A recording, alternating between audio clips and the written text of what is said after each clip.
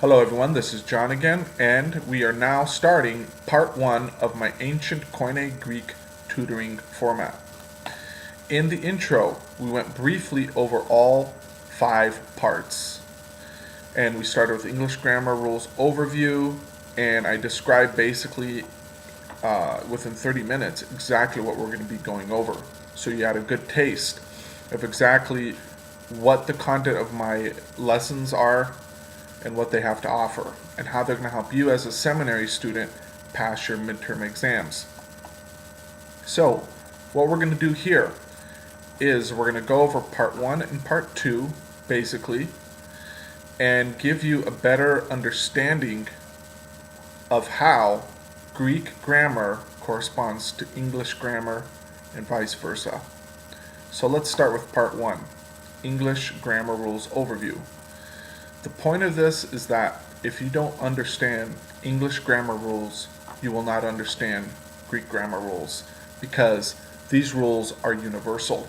You have to know what verbs are, what nouns are, what a subject of a sentence is, what an adjective is, etc., etc. And what I have here for you is a very good website called edufind.com. You can go to it here, edufind.com. And in part 1, I put down its main sections for learning English grammar. Go over this in your own time and review every single section as best as you can, as much as you can, because this will help you to understand Greek grammar, because the rules are universal. Adjectives, for example, what is that? An adjective does what? It describes a noun. A blue car, a blue sky. You have to know what that is, what it does with a noun, and you have to know how that is going to work in Greek. And this is what we will go over. Adverbs, determiners, and a lot of other things here. So this is for your personal benefit. So go to that website, edufind.com, and here you have the source link for all this material here. Now, I know that English grammar section here is a bit exhaustive, but here are the main things that a Greek student must really focus on with regards to English grammar that will enable him or her to conquer Greek grammar. You have to know here the following with regard to English grammar, which will help you get the ball rolling with Greek. Note these down. No nouns, as they are in English. Adjectives, verbs, present tense, past tense, etc. Adverbs, infinitives, subjects. What's a subject? It's the main person doing the action in a sentence. Object, what's an object? It's the thing or the person receiving the action of the verb of the subject in a sentence. Participles, and then of course we're going to go over the persons: first person, second person, third person, singular, and plural. Now, all of this here, know what this is in English, so that you're going to be able to understand what this is in Greek. So, quick example: persons, first, second, third, singular, and plural. Know what these are with regards to Greek verbs, because Greek verbs have different endings in each person. If I say in English, I go, I must say, I go. If I say you go, I must say you go in order for us to determine who's going. In Greek, all you have to do is mark down the verb or read the verb, and the verb itself will tell you who's doing what. So, for example, in the first person, let's take, for example, the verb I go in Greek, ipago. You notice right off the bat that ipago has its own distinctive form. But in the second person, singular, which is you go, it's ipagis. It has the same part, ipag, the first stem is the same, but the ending is different, is, which determines what person it's in. Third person singular, what is that? He, she, or it. third person singular with the verb that we're using, ipago. In the third person singular, it will be ipahi, epsilon iota ending. You notice it's different. First person plural. First person plural, what would that be? We are doing something, right?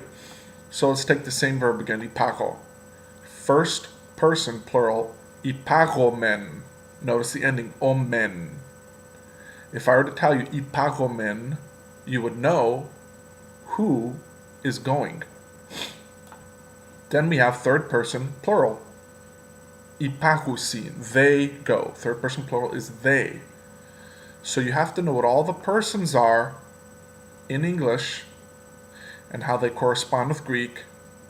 And know that in English, you can say go, but in order to associate with person, you must put what? Its personal pronoun. I go, you go, or else we don't know who's going where. But in Greek, all you have to do is mark down the verb or read the verb in a sentence or wherever, and you know automatically that that one word describes what person is going in that particular instance. So notice the endings for each person in Greek. They change, so you know which person is doing what. Part 2, simple, smooth application of the rules of English grammar to ancient Greek. Here I will be showing you, without being too exhaustive like I did above, how the rules from English grammar correspond to the rules of Greek grammar. So, number 1, let's deal now with adjectives. Let's compare English adjectives with Greek ones. Remember, what is an adjective? If you don't know what that is, you got to go back up here and find out what that is. An adjective is something that describes a noun. For example, a blue sky. Blue describes the sky. It is of a particular color. So, A, English adjectives have no gender and apply to male, female, and neuter nouns, which are both basically objects and subjects. Okay. For example, the English adjective good has no gender. So for example, if I say a good man, it will be the same for a good lady, a good boy, or a good girl. So, English adjectives have no gender. Good stays the same form for both a man, a lady, and a boy. It doesn't change. Or for a sky, or for a desk, or for this, or for any other thing out there. Good, the point is, always stays the same in its form. Greek adjectives, however, have 3 genders: male, female, and neuter. Example, is agathos anir, a good man.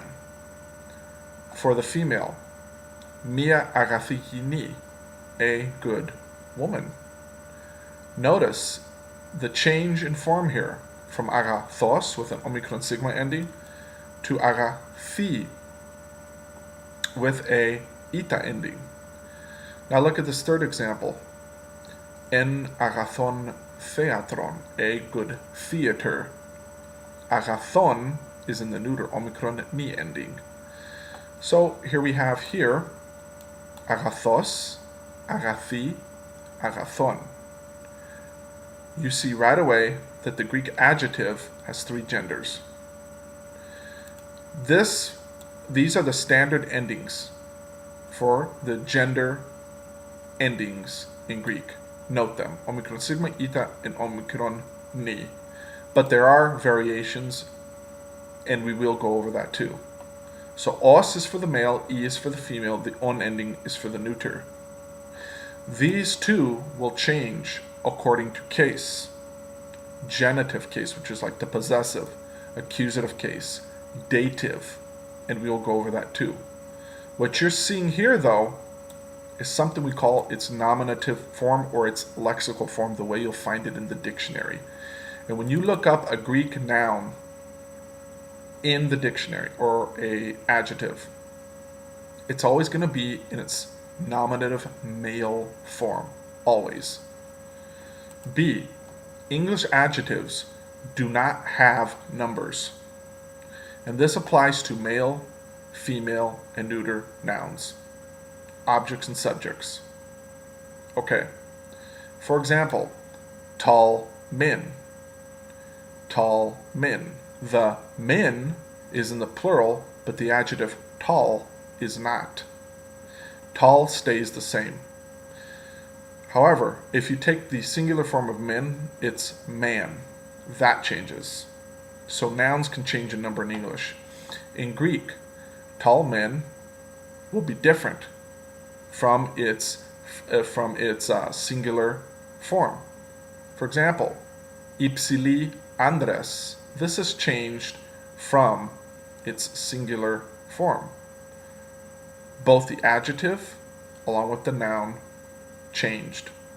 The singular form, if you've been studying Greek adjectives and nouns and their endings so far in your Greek seminary classes, would be ipsilos anir. But in the plural, nominative. And right now we're only dealing with the nominative case, and note that. And we will get into the different cases in subsequent lessons. Here we have ipsili andres. Endings have changed. Omicron iota is now the ending for ipsilos. And now anir changes to andres. Notice the endings. So, in Greek, tall man, ipsili andres, has the adjective tall changed form into the plural number from the singular number. Yes, it has. Ipsilos becomes ipsili. This applies for both male, female, and neuter nouns. So you will see this for all of them. So right off the bat, what are you seeing? You're seeing that English adjectives don't have gender, but Greek ones do. Also, you see that English adjectives do not have numbers. Okay? But Greek ones do. Ipsilos in the plural is ipsili. Section C.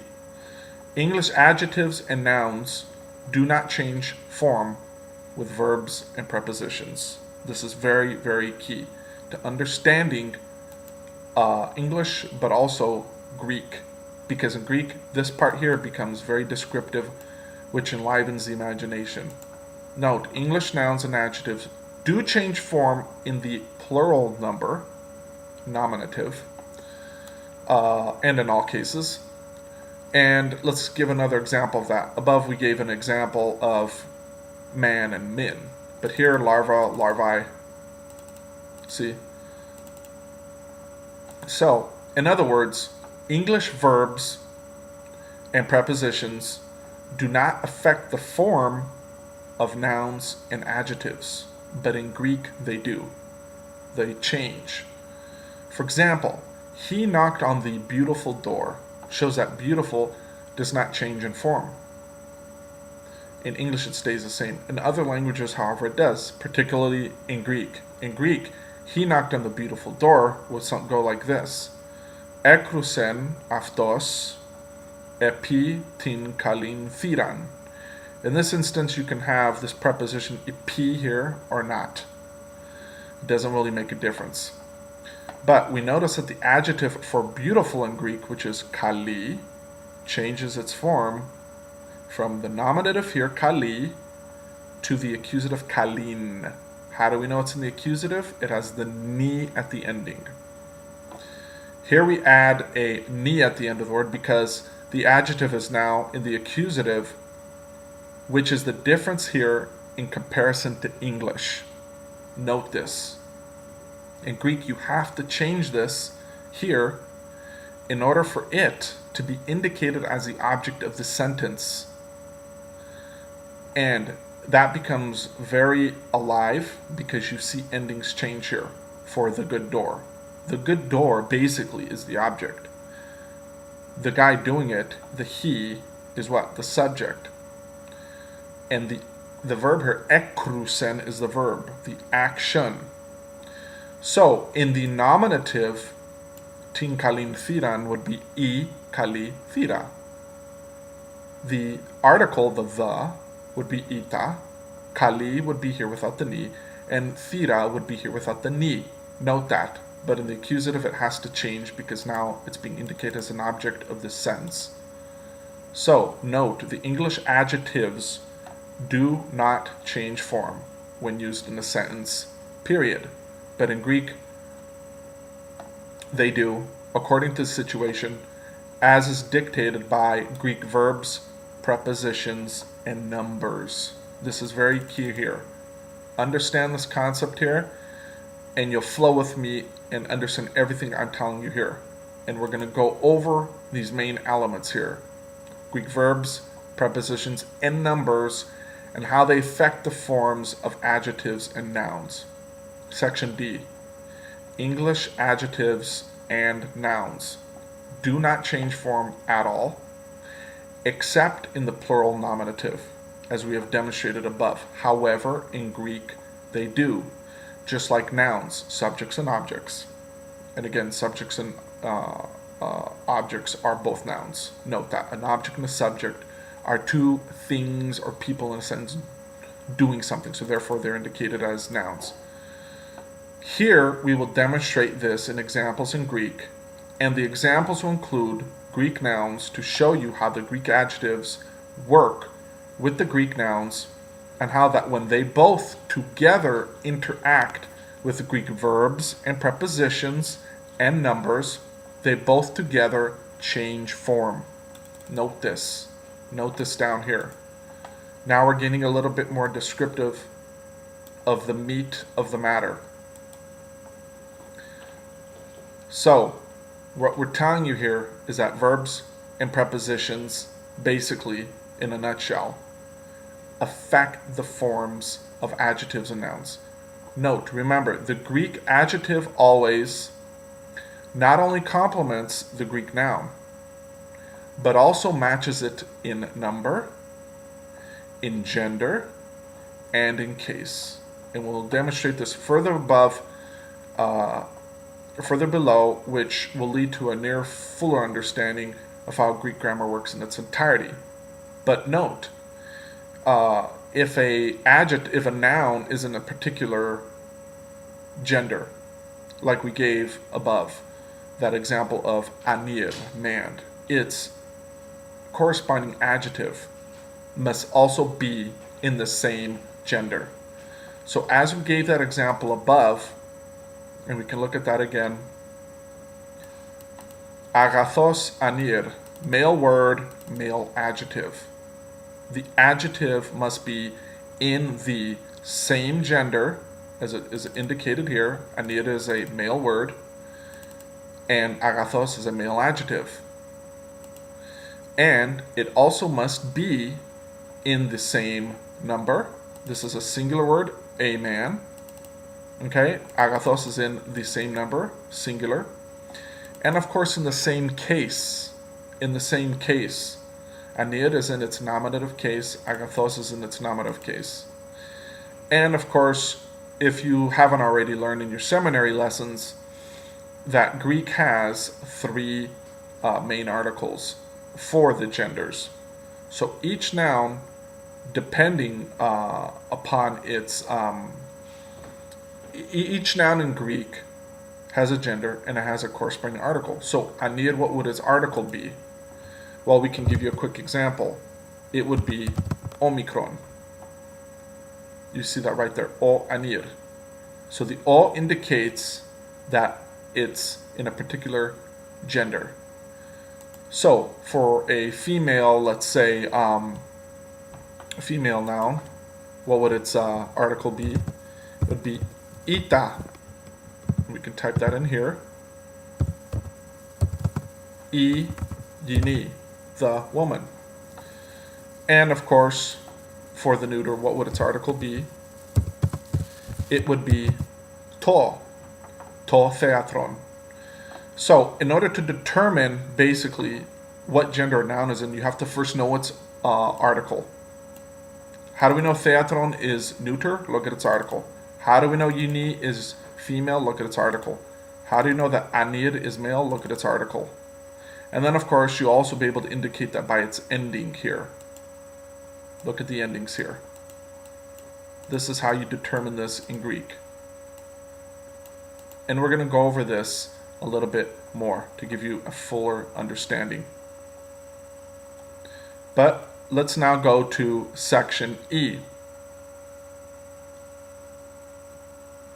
In English, we have a simple phrase that contains all the essential elements of English grammar, which in this lesson we show how it corresponds to Greek grammar. And then we will translate it into Greek, showing how the adjectives and nouns change form depending on Greek verbs, prepositions, and more. Below we give an example from the Bible in Romans 1, verses 1 through 6 and 11. For the Greek, we take a scriptural excerpt from one of the top websites we use in our lessons here, which is BibleHub.com. And you can see that website right here. It's one of the most useful websites out there for Bible resources. You can find all the different Bible manuscripts that there are for Hebrew, Aramaic, and Greek that there exist in the world today. But what we're going to do is we're going to go over this section of Romans here to show you real quick how this works, how this website works, to use it to your advantage. Now, let's go over the Greek and see how some adjectives here change form. Notice all the words that are bold, because these will be words that are adjectives and that have had their form changed from the nominative, which is its normal form. Some of them actually are in the nominative, but we're going to give you some examples of how they've changed. Notice also the note in parenthesis next to each bold adjective, because this will tell you what case, gender, and number it's in. So let's take a scriptural reference here and apply what we just learned about adjectives with regards to its number, its gender, and its case. So here we have a Greek text. Pavlos doulos Iesou Christou Kletos, Paul, a servant of Jesus Christ, called. Okay? So Paul is called. Paul is a male, therefore his adjective will be male, indicated by Omicron sigma ending. Okay? So we also know now that adjectives also can be, the gender of adjectives can be determined just like the gender of nouns could be determined. You look at the ending here. But with the nouns, though, as we described above, there's two ways to determine what gender they're in. You look at first their article, the o, the e, or the to, and then of course you can look at the ending. So Greek endings, adjectives of the endings of Greek adjectives are very much similar to those of nouns. So let's take a quick example. Kletos, omicron sigma, male ending. Therefore, it's going to be what? A male nominative singular adjective. How do we know that it's male? Omicron sigma. How do we know it's nominative? You look at its form here. You're going to find this in its lexical dictionary form, the way you look it up. How do you know it's singular? Well, if you haven't studied this already, you must. That's something that the student must do on his or her own effort. Here, what I'm teaching you is secrets to unlock Greek. I'm not going to teach you every single detail. Omicron sigma will tell you it's in the singular. We have other examples here, but let's take another one here. Aies. Aies. This is female dative plural. Aies. Notice the endings here. Notice all of this here. These are adjectives, and they are in different genders and different cases and numbers. Notice them here in this text. Scriptural reference, BibleHub.com. As you can see above, the nominative form of some adjectives have changed from the nominative to either the genitive, dative, or accusative. For example, accusative would be something like pneumatikon. The on ending is indicative of that. This is a neuter accusative singular ending. The same thing has also happened to some of the Greek nouns, whether they are associated with the adjectives or not. Usually, however, an adjective will be associated with a noun because it will be describing it. Remember, note also the nominative form of an adjective and a noun is basically their regular textbook form without being adjusted into other cases. For example, the accusative, dative, or genitive case. That is its normal standard form, its lexical form. The subject of a Greek sentence, which we will be getting into later, is most always in the nominative form because it's usually the one doing the action in the Greek sentence. Note that 95% of the time in Greek, the subject is in its nominative form, and it's the one doing the action in a sentence. About 5% of the time, the Greek subject can be in the accusative when it's associated with an infinitive. So if I were to say something like Ipahin Ioannin, in that case, Ipahin, which is going, which is an infinitive, is associated with its subject, Ioannin, which is in the accusative. But 95% of the time, it will be in the nominative case, and that's how you'll be able to recognize it in a sentence. Okay. The subject of a Greek sentence, which we'll get into later, is most always in the nominative form because usually it's the one doing the action in the Greek sentence, whereas the object is the one that is receiving the action in the sentence, and that is why a Greek adjective, along with its noun, changes from the standard nominative case, from its lexical form in other words, to the other ones just mentioned: accusative, dative, genitive. The next section is why adjectives and nouns have their standard form changed and how. This is the key. This is the meat. Here we will be dealing specifically with subjects and objects of a Greek sentence and how to find them, determine their cases, numbers and genders, and see how they relate to the other parts of speech in their respective grammatical frameworks, so as to make sense of Greek and figure out what it's saying.